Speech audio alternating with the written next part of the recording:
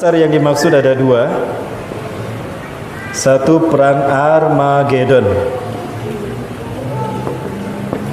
Ini saya berbeda pendapat dengan Ustadz Zulkifli Ali, tapi tetap kami tetap bersama dalam menyampaikan hadis akhir zaman. Dalam persepsi kami, Armageddon itu berbeda dengan Malhamah.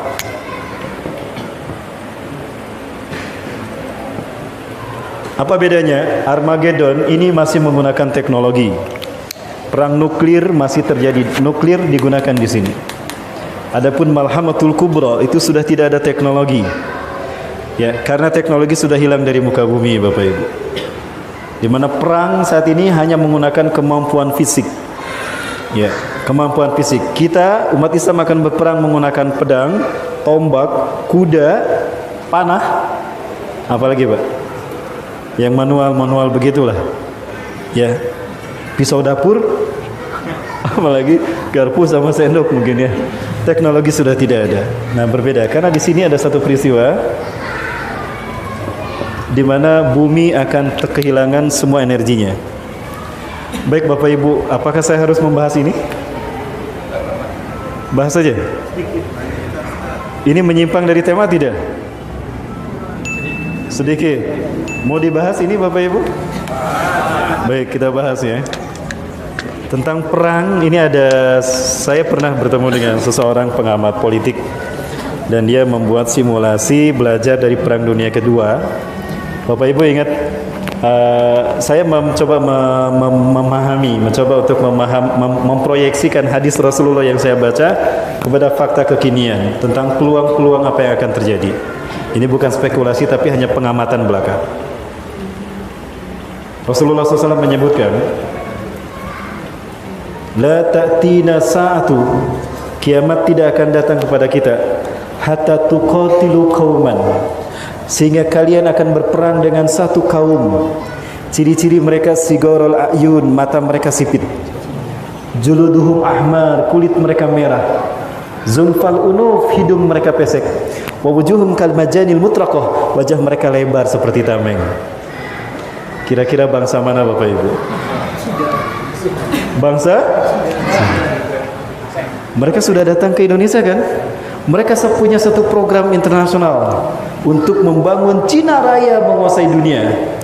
Sebagaimana ambisi Mao Zedong dulu Bapak Ibu. Sekarang Xi Jinping ingin mewujudkan apa yang menjadi ambisi Mao Zedong dulu. Apa? Cina Raya. Lewat proyek OBOR. One Belt, One Road. Bermula dari Afrika, berakhir di Asia, Indonesia. Bapak Ibu, negara sekelas Nigeria, Angola, Uganda sekarang jatuh ke tangan Cina. Tambang-tambang yang ada di Afrika sekarang sudah jatuh di tangan Cina. Angola sekarang mata uangnya yuan, Bapak Ibu. Dan tidak ada satupun masjid dari ratusan masjid yang masih bertahan ada di Angola, dihancurkan semua. Dan umat Islam Angola diperintahkan untuk murtad. Tidak murtad, keluar dari Angola, memaksakan diri tinggal di Angola, akan dihabisi. Maka nasib Muslim Afrika sekarang sudah mengalami apa yang khawatir akan terjadi di Indonesia. Mau lihat apa yang terjadi di Afrika sana? Dan saya yakin ada Cina peran di sana. Kuat melihatnya Pak? Kuat melihatnya? Baik, saya perlihatkan Bapak Ibu. Saya tidak berbicara tanpa fakta, Pak. Faktanya saya simpan di sini. Apakah saya berbohong? Apakah saya menyebar hoaks atau fitnah? Itu tuduhan saja, Pak. Yang ingin membungkam saya, Pak. Siapa yang berperan di sana, Bapak Ibu? Tadi. Ada satu berita tapi saya tidak bisa memberitakannya. Dan ini terkait dengan Indonesia, ada hubungannya dengan Afrika. 300 konglomerat mereka berkumpul di Angola dan siap untuk memperebutkan siapa yang berhak memiliki Angola. 300 konglomerat itu diantaranya adalah pemilik media di Indonesia. Ini fakta yang kita tidak tahu. Kita dibungkam, tidak tahu. Padahal ini adalah nasib saudara-saudara kita kaum muslimin. Bukankah kita satu tubuh, kata Rasulullah? Al-muslimuna lil muslimina kal jasadil wahid. Seorang muslim dengan muslim lain itu satu tubuh. Idza saka udwan tadasaidul jasadi bil humma wal asal. Jika satu bagian tubuh terluka, kita menyebar merasakan sakit seluruh badan kita. Walaupun yang terluka kaki, tapi kita pun merasakan demamnya. Itulah kita umat Islam. Adakah kita merasa sakit ketika saudara-saudara kita dibantai di sana? Begini Pak, kalau kita umat Islam tidak bersatu dan tidak punya pemimpin sentral. Betul apa yang dikatakan oleh Ali bin Abi Thalib. Al-haqqu bila nizam yaglibuhul batilu bin nizam. Kebenaran yang tidak terstruktur, kebenaran yang tidak terpimpin akan dikalahkan oleh kebatilan yang terstruktur. Kita mayoritas, mereka sedikit, tapi kita kalah karena kita tidak terorganisir. Strategi mereka divide, dipecah belah, et impera, lalu dikuasai. Ini strategi mereka menghancurkan Islam sejak Turki Utsmani.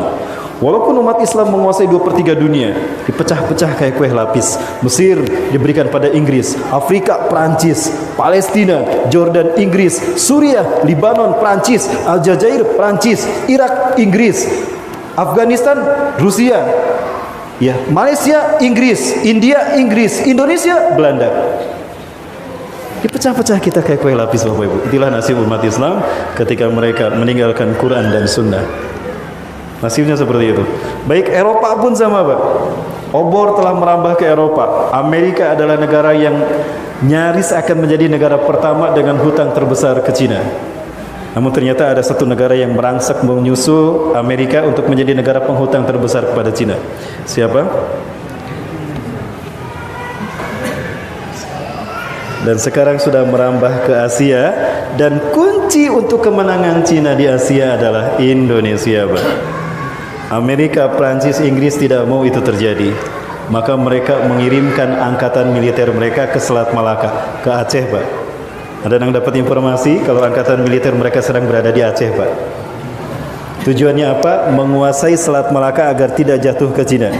Karena kalau Cina menguasai Selat Malaka, sudah Pak, dunia ada dalam genggaman Cina. Terbukti apa yang Rasul sabdakan. Kiamat tidak akan datang kepada kalian sampai kalian berperang dengan satu kaum sigorul ayun, mata mereka sipit. Juluduhum ahmar, kulit mereka merah. Zumfal unuf, hidung mereka pesek.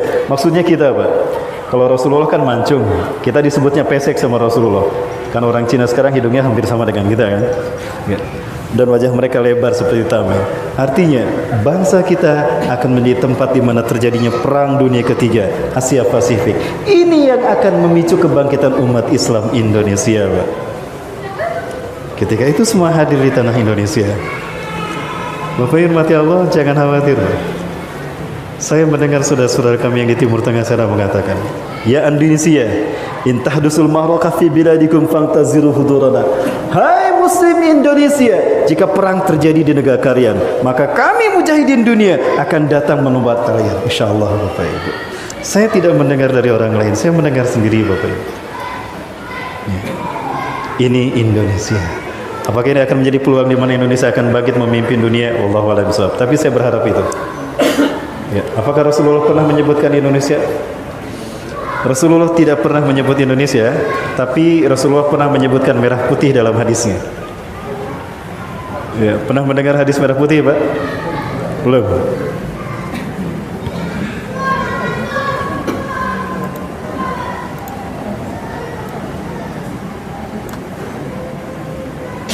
Mohon maaf ini saya ulang-ulang Bapak Ibu ya, untuk menyemangati teman-teman, terutama para pemuda. Ada sebuah hadis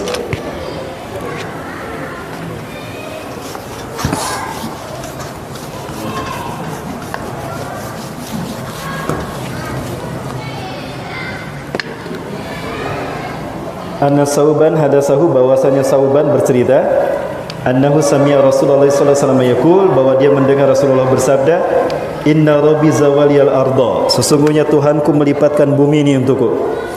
Bapak Ibu, bumi yang tadinya bulat dibikin datar sehingga Rasulullah melihat kekayaannya terbentang dari timur hingga ke barat. Berarti bumi ini datar apa bulat? Sekali lagi Rasulullah mengatakan, inna rabbi zawaliyal arda, sesungguhnya Allah Tuhanku melipatkan bumi ini untukku. Hatta ra'aitu masyariqah wa maghribah, sehingga kekayaannya terbentang dari timur hingga ke barat dunia.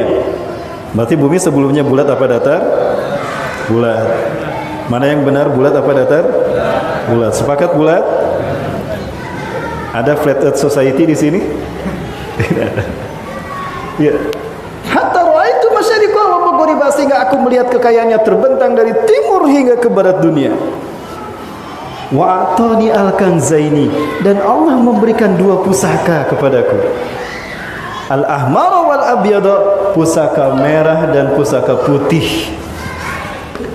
Wa anna ummati, dan sesungguhnya umatku, saya belughu mulkuha, kembali di akhir zaman akan menguasai, akan sampai kekuasaannya mazawaliya minha, dari barat hingga, dari timur hingga ke barat dunia. Artinya Bapak Ibu, insyaallah umat Islam akan kembali memimpin dunia dari timur hingga ke barat. Dan Rasulullah menyebutkan kebangkitan Islam dari timur hingga ke barat ini terkait dengan dua pusaka. Gini apa gini Pak? Duanya Pak? Sama aja Pak ya? Sama aja ya. Dua pusaka, pusaka merah dan pusaka putih. Saya penasaran, ingin tahu bagaimana pendapat para ulama Timur Tengah terkait dengan ini. Ini Syekh Ali Yaqub Al-Abbasi, beliau adalah ketua MUI-nya Palestina, ketua Rabitah Ulama Palestina. Sehabis sholat subuh berjamaah, saya keluar dari pintu yang sama ternyata. Beliau masih ingat sama saya ketika saya belajar tentang sejarah Palestina pada beliau. Ini dosen saya, Pak. Oh, kok kamu ada di sini? Saya pimpin jamaah umrah, Syekh. Ya, nah saya ini pernah saya tanya tentang pandangan beliau terkait dengan hadis merah putih. Ahunaka mu'alaqah baina hadal hadis bi biladina. Apakah ada keterkaitan antara hadis ini dengan negara kami? Liana liwana al-ahmar wal abyad. Karena bendera kami merah putih, Syekh. Apakah merah putih itu kami Indonesia? Apa kata beliau? Lima tatakulu kadalik. Kamu bisa ngomong gitu. Tapi di ceramahnya apa kata beliau? La na'takid himmatana li tahdilil al-Quds wa Palestin ala yadil Arabin wala ala Gharbin wala bi ittihadihim, lakinnana na'takid anna nusratan min Allah satahduru ala yadaykum ya Indonesia. Paham Pak? Itu kata beliau. Kami tidak berharap merdekanya Palestina dan kembalinya Al-Quds kepada kaum muslimin, kepada Arab, dan tidak pula kepada PBB dan Barat dan PBB-nya. Tapi kami yakin pertolongan Allah akan datang melalui tangan kalian, hai Indonesia. Allahu Akbar. Ini Bapak Ibu, peluang kita. Ingat, ini harapan mereka. Jangan kita sia-siakan. Panasnya geopolitik kita hari ini adalah fit and proper test dari Allah. Uji kelayakan dari Allah untuk kita. Layakkah kita memimpin dunia? Apa jawaban kita? Sambut dengan kepala tangan kita Bapak Ibu. Layakkah kita memimpin dunia? Takbir. Baik. Mas, saya sudah lantang jadi batuk Mas. Yang kedua, kalau tadi setelah sholat subuh, sholat asar ternyata kami diimami oleh Syekh Yusuf Abu Sunainah. Ini Syekh Yusuf, dai akhir zaman. Dan kita berada di pesantren Madrasah Sufah yang dulu dibangun oleh dua sahabat besar, Shaddad bin Aus dan Ubadah bin Samit, yang makamnya ada di balik, di samping pesantren ini. Inilah dua sahabat Rasulullah yang mengajarkan, yang menciptakan para penghafal Quran. Di sini kami audiensi dengan beliau. Ini penterjemah yang kita, tour leader yang kita pilih. Bapak Ibu, selesai pertemuan ini, saya bertanya pada beliau pendapat beliau tentang merah putih dalam hadis Rasulullah tadi. Beliau mengatakan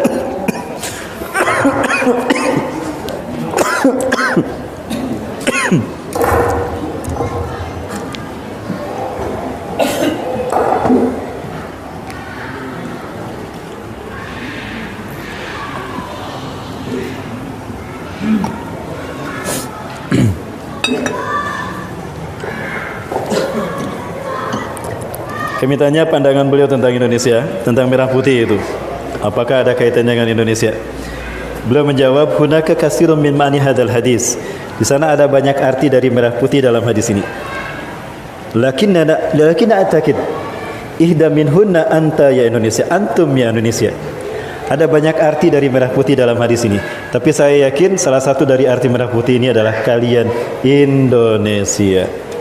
Bapak Ibu, ini orang kedua yang berbicara begitu. Kemudian yang ketiga, ini Dr. Abu Bakar Al-Awawidah, Wakil Ketua Rabitah Ulama Palestin. Beliau matanya menjadi buta karena setiap hari disiksa oleh Israel ketika di penjara. Beliau pernah datang dan mengimami kami sholat tarawih di Jogokarian, Mbak. Ya. Kepada beliau kita bertanya juga tentang hadis merah putih ini. Apa tanggapan beliau?